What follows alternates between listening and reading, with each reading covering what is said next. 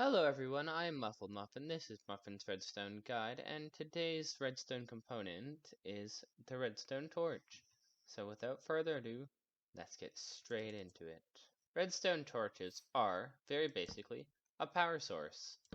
You can place them and run a power out of them. You can run repeaters out of them, all that. They're also very good for starting stuff like small repeater clocks. So if you put two repeaters like that, and then redstone dust like that and that, because you can instantly break them, it's very good for starting them like that. They also have a functionality where they will turn off when you apply power to them, and they will turn back on when that power goes away.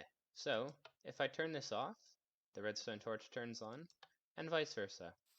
This works if a repeater goes into the block, this works if redstone dust goes into the block, this works if you directly power the block. However, this does not work if you take a block and power it from 2 blocks away. Redstone torches have a functionality called burnout, where if they turn themselves on and off really quickly, they will burn out eventually, and they'll turn back on when the circuit is disconnected. Redstone torches are weird, and I have struggled to figure them out, because when you place them, the only block they power is the block on top of them, as well as the 2 blocks beside them. However, they power these really weakly, such that even though they are lit, this is not lit. I've not been able to figure out why this is. I've not really been able to figure out how the redstone block turning on works, because this is like a hardly powered block where it doesn't even power other components next to them. Whereas if you say run a redstone line into a redstone lamp, the one next to it will be powered. But for whatever reason, this does not power the ones beside it or on top of it.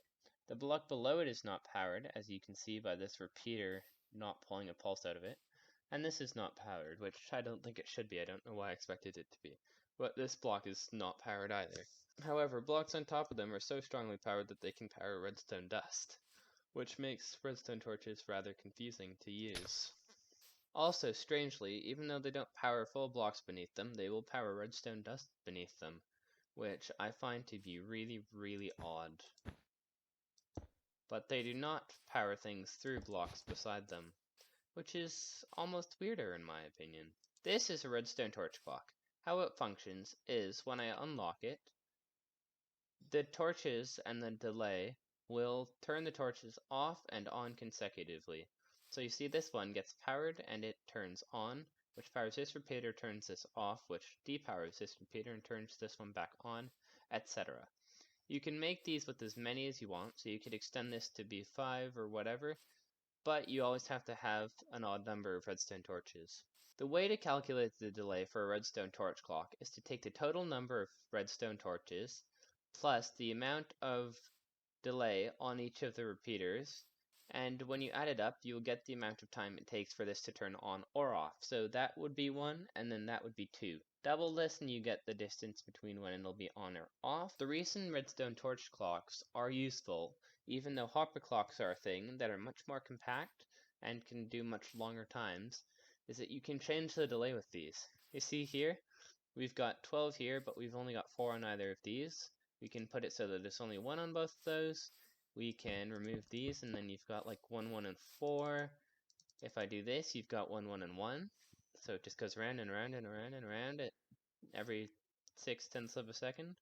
Then I can extend it again, and I can break these. That's a comparator, like that. And then I've got this to 12, and that's 2, and that's 3. The way to take signals out of this is using redstone dust like this to get an on-off, or using an observer to get pulses. The observer can be placed facing any component. As you see here, that one goes and that one goes. It just cannot be placed into the blocks like that because it doesn't actually sense when the block gets powered or depowered. If you put a lever on, or if you run redstone dust into it, it will turn off the thing. This here is a very simple clock.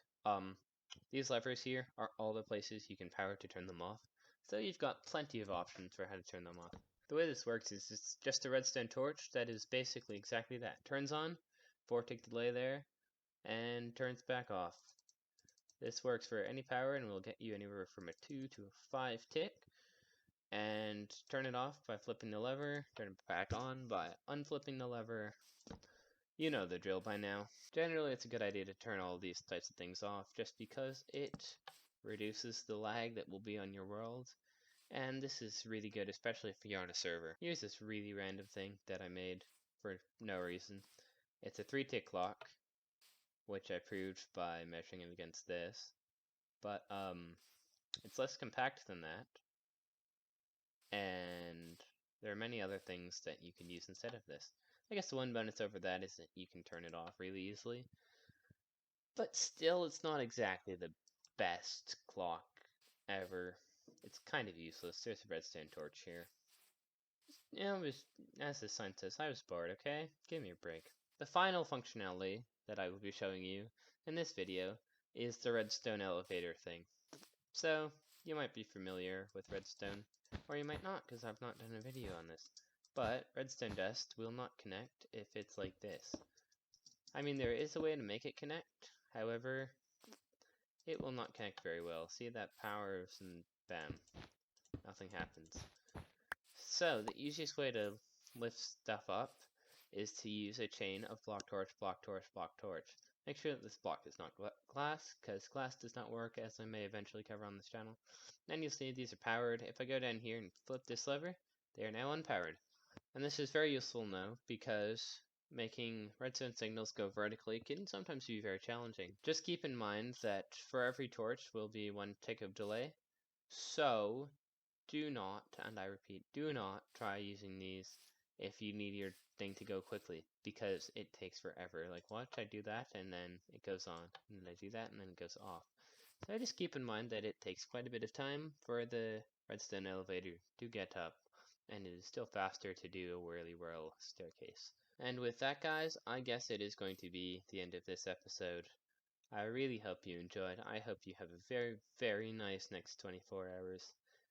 And I hope to see you again. Bye.